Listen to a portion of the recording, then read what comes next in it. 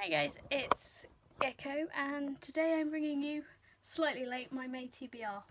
Although it's only the 4th, so it's still kind of early, but like, usually these are released at the beginning of the month, but it's been a weird time. So anyway, I'm just going to jump right in. The first two books I started in April, so yeah. So I am reading them. So I've got bookmarks in them. But yes. So book one is Good Omens by Sir Terry Pratchett and Neil Gaiman. He is a sir. And this book is about the apocalypse. It's a really funny take on it.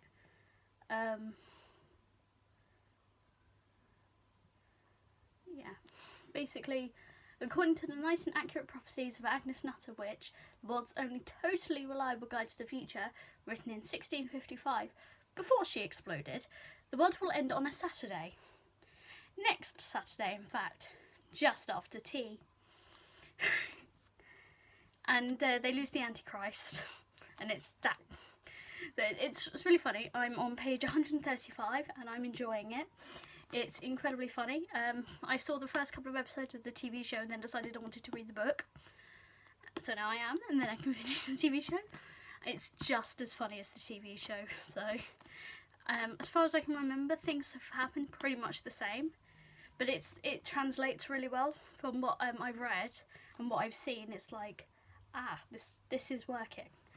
So, this is a library book. It's from Suffolk Libraries. So yes, I'm very much looking forward to finishing it. Book number 2 is Dreams of Gods and Monsters by Laini Taylor. This one I'm on page 158, chapter 25. This doesn't really have chapters, it's just sort of set out in days. But yes, so I'm flicking through that. It's another book about the apocalypse, but this time it's an angel and a devil falling in love. This is the third book in a trilogy. It's the third book in the Daughter of Smoke and Bone trilogy. So, Daughter of Smoke and Bone, Days of Blood and Starlight, and Dreams of Gods and Monsters. They look like that. I'm very excited to be finishing this trilogy.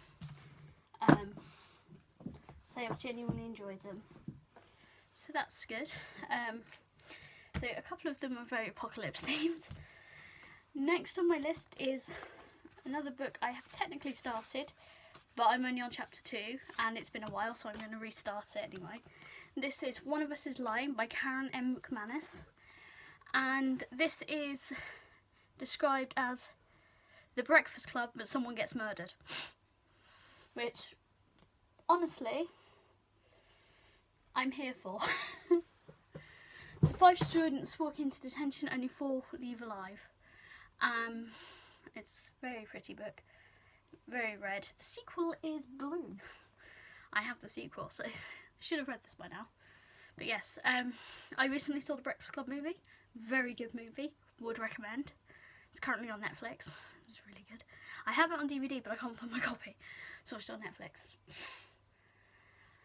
But yes, just looking up there because I've got a bunch of DVDs up there. But yes, The Breakfast Club but someone gets murdered. What more do you want in life? I say. Okay. So next we have The Deck of Omens by Christine Lynn Herman. This is the sequel to The Devouring Grey. This one also has red edges. Very nice blue edges. So, very pretty together. This is a sequel to a book. I lent my copy of The Devouring Grey out, so like I can't really remember, but I remember I loved it. It was on my best books of 2019. This is a very anticipated sequel. Basically there's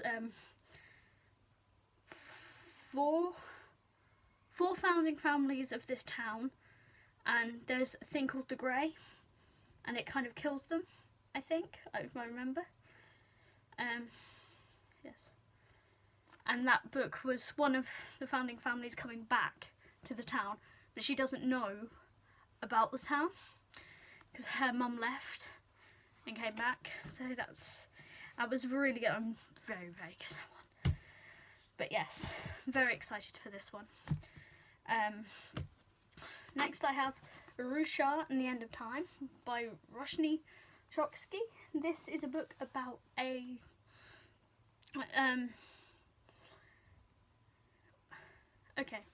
Arusha has messed up. Desperate to impress her snooty schoolmates and embarrassed to be living in the museum where her mother works, she lights the cursed lamp of Bharata. It can't actually be cursed, can it? After accidentally freeing an ancient demon and freezing her classmates and her mother in time, Aru must fix things before the ancient god of destruction is awoken. Accompanied by a wisecracking pigeon, her long-lost half-sister, she must find the reincarnations of the 5 Pandava brothers and journey through the kingdom of death. But how is one girl in Spider-Man pyjamas supposed to do all that? And Rick Riordan blurbed it by said it has everything he likes: humour, action, great characters and awesome mythology. And from his introduction, which I've read, he said he wishes he'd wrote this book. This is the first book in the Rick Riordan Presents series. Although in the UK it was just published as Scholastic, which is kind of annoying. But this is a middle grade based on Hindu mythology, and I'm very excited to read it because I love Percy Jackson. I think everyone really does. So it'll be interesting to see some Hindu mythology because I don't really know much about Hindu mythology. It should be quite nice. Before I read this, I'm going to look up the Pandava brothers, the god of destruction, and the lamp of Bharata, so I kind of know what I'm going into. Next, on my TBR, we have Blood of Elves, book 1 of the Witcher series, which I'm really looking forward to reading. This is what the video game and the TV series is based on, and this is translated from Polish. This seems to be about this humans, dwarves, gnomes and elves have lived together in peace, but now the races are fighting once more. So Geralt of Rivia must protect the child of prophecy from those who are hunting her for the extraordinary power she holds. Power that can save the world or destroy it. Which sounds incredible, and I can't wait to read it. I'm doing a bookish tic-tac-toe kind of thing, where I have to read a book that's translated, and this fits that prompt. A lot of these fit for those prompts as well, so that's nice.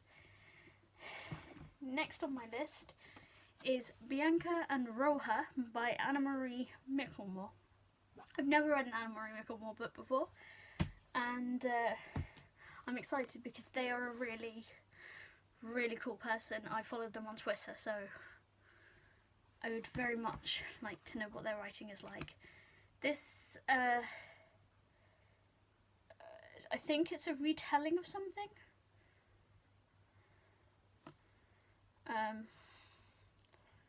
One of the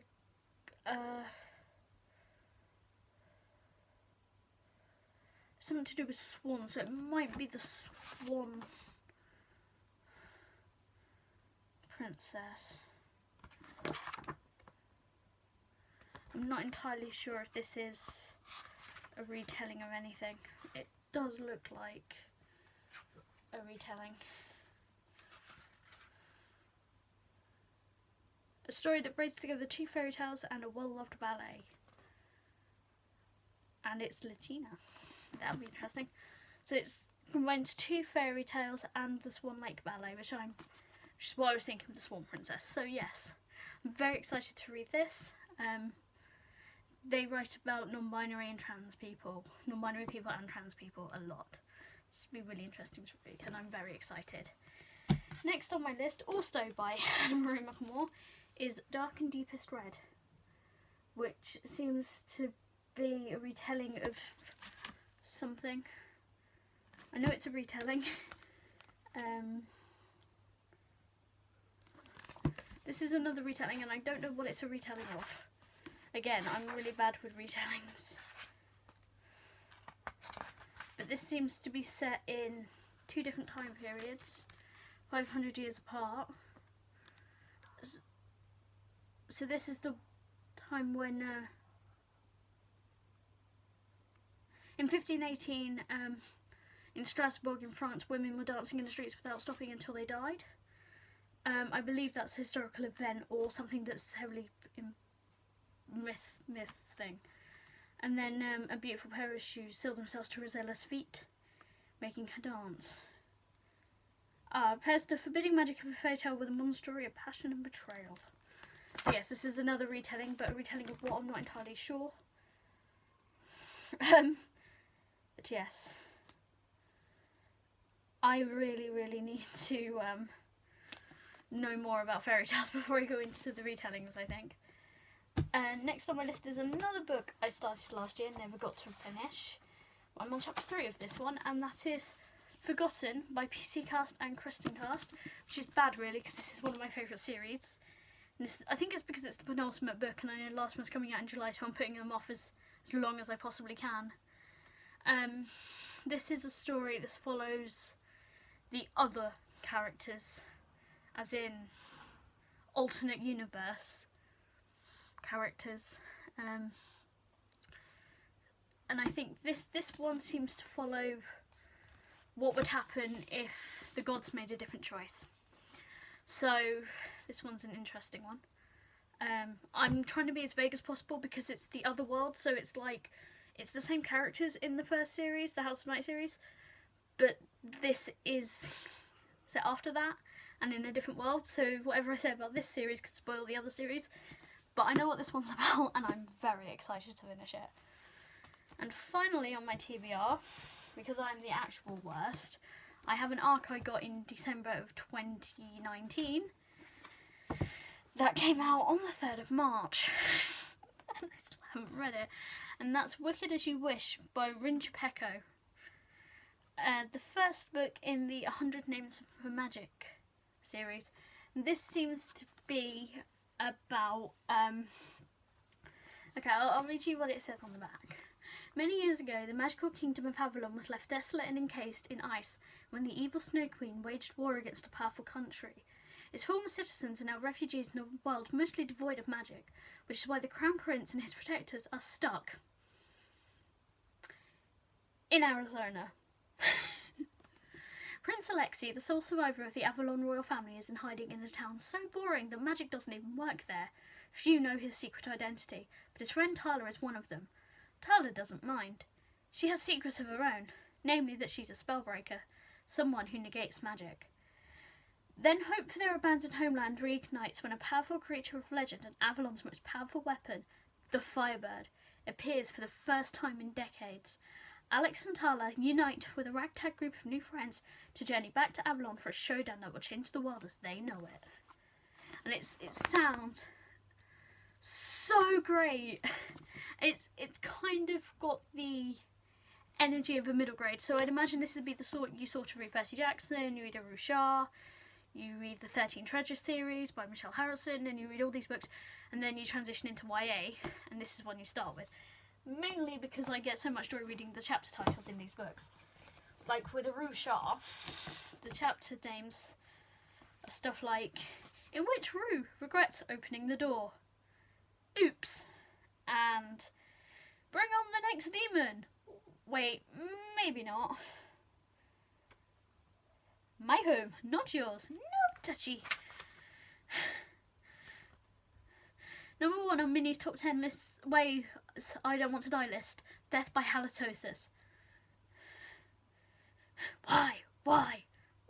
Stupid words. The TV started it. And then came the horde of Godzilla-sized fireflies. Why are all enchanted things so rude? I really wouldn't do that.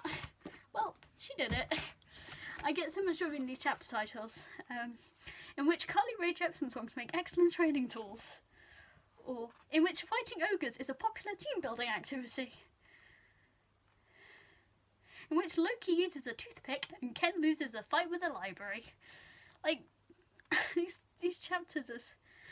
in which there is a very good reason why someone's head is on fire. In which these idiots are also Avalon's last line of defence.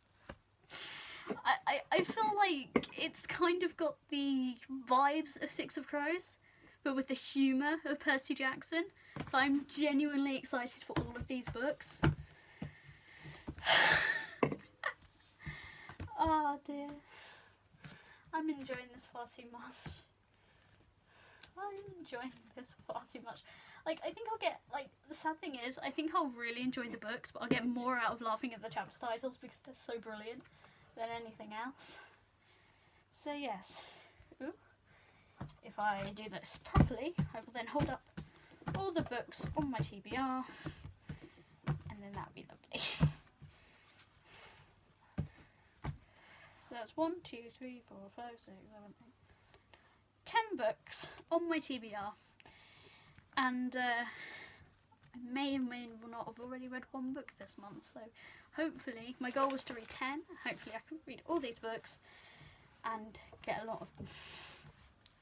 Feel good about that. But yes, this is my TBR. I'm very, very excited to be reading these books.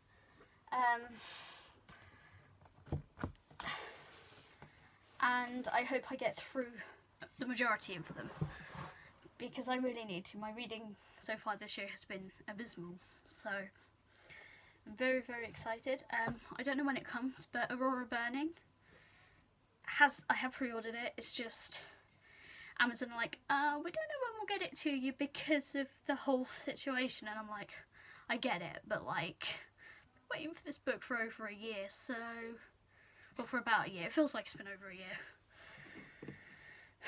That was on my list of best books of last year as well, so a lot of the books I read last year have had sequels, and I can't read them, or I haven't read them yet, but a lot of them are coming out later this year, or beginning of next year now, so that'll be fun. And also really excited for, I can't remember the title, the third An Ember in the Ashes book, because, the fourth one rather, because I have the 3 and I'm really excited to read that. But yes, that comes out December 1st in the US. I don't know if that'll be the same UK date, but they have announced the cover for the UK edition and it matches the first 3. Which is amazing, because I hate it when they change them, because then you have to buy them again, and they know we'll do it, that's why they do it. They know we'll change it, that's why they change them. Yeah. So, excuse you. Thank you for watching.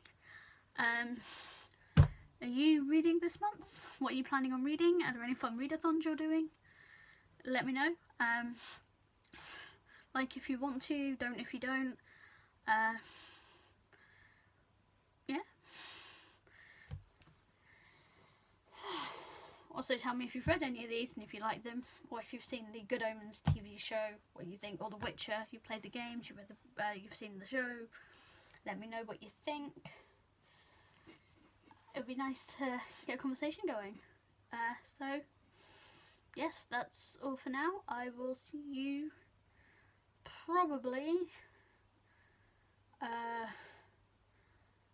for, I think the next video I should be doing is the April Fairy Loot when that arrives. So I don't know when that'll be though, because situation. So, but yes. Oh, the Arusha on the Other Side was the Myth Take Book of the month for April and May. And there will probably be a live show on one of their channels. So yes, I don't know any more information other than that. But yes, I hope you're well, hope you're staying safe. Yeah, have a lovely day. Bye.